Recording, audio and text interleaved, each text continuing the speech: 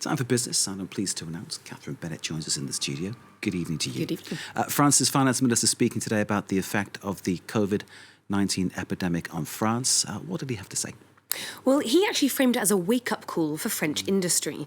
The French wine industry in particular is quite reliant on China as its second largest market.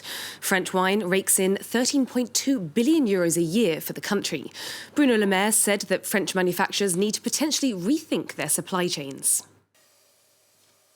I really think that we have to take this epidemic situation to ask ourselves about our strategic dependence in terms of supply for certain industrial sectors. 80% of raw materials for active components for medicines come from China or elsewhere in Asia. The epidemic obviously shows us that this could bring about problems of sanitary independence in the medium or long term.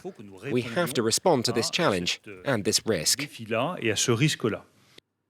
However, despite these dented supply chains and a loss in tourism revenue from Chinese tourists, the new coronavirus isn't yet having a huge economic impact on France. Le Maire estimated that the virus would take 0.1% off growth this year. The outbreak in China is, of course, having a disastrous effect on Asian economies, with many governments downgrading growth prospects. The fallout comes at a particularly bad time for economies like Thailand, which are already under strain.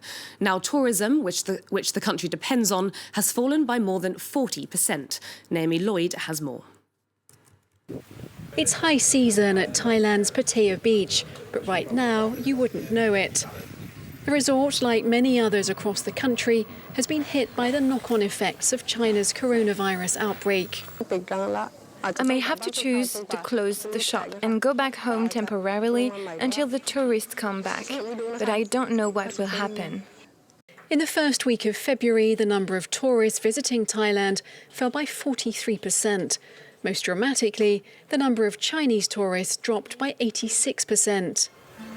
Beijing has stopped all tour groups from leaving the country in a bid to halt the spread of coronavirus.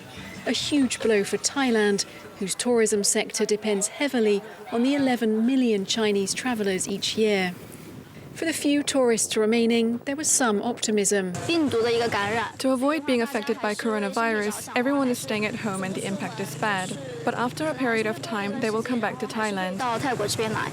But right now, the Thai economy is already under strain, with growth weighed down by budget delays, drought and a relatively strong currency. The government has lowered its growth outlook to 1.5 to 2.5%, down from a previous projection of 2.7 to 3.7%, with the loss in revenue from foreign visitors expected to be as much as €14 billion. Car sales in China fell 92% in the first half of February as the COVID-19 virus continues to batter the country's economy.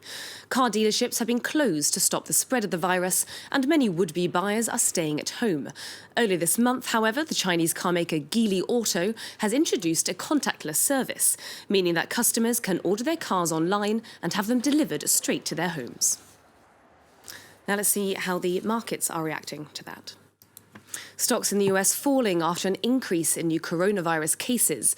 The Dow Jones was down almost 0.75%, the S&P 500 also trading lower, and the Nasdaq also falling over 1%. In Europe, indices also closed downwards, with the FTSE down by almost 0.5%, the CAC 40 dropping over 0.5%, and Frankfurt's DAX also slipping 0.62%. The battle over the EU budget continues. Now European leaders are tussling over a budget proposal that would cap spending at around 1.07% of the EU's gross national income. And that 0.07% is important because the self-styled frugal four of Austria, Denmark, the Netherlands and Sweden want to bring that number down to just 1%. It's typical for EU member states to haggle before reaching a decision, but it's been made more intense this time by Britain's departure, which has left a €75 billion Brexit-shaped hole in the budget. Investment banking revenue has fallen to its lowest level in over a decade, triggering increasing job cuts, according to new research. The combined revenue of the world's 12 largest investment banks was down 4% year-on-year in 2019. Almost 3,000 employees were laid off as a result. It marks a contrast from record profitability in other areas like consumer banking. Many of the world's major banks are trying to divert business away from trading and investment banking, seen as a risky sector. And no sooner was it introduced than it was scrapped. Barclays Bank came under fire for what many saw as an invasive tool that tracked how much time employees spent at their desks. It was rolled out last week, and now the bank says it's getting rid of it. The computer monitoring system sent warnings to those who were offline for too long.